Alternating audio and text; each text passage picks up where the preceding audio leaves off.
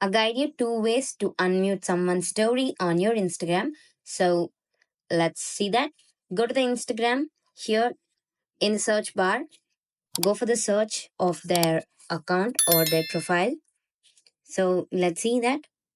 If I muted her, this is my another account. So here you can mute all your posts, stories, and notes.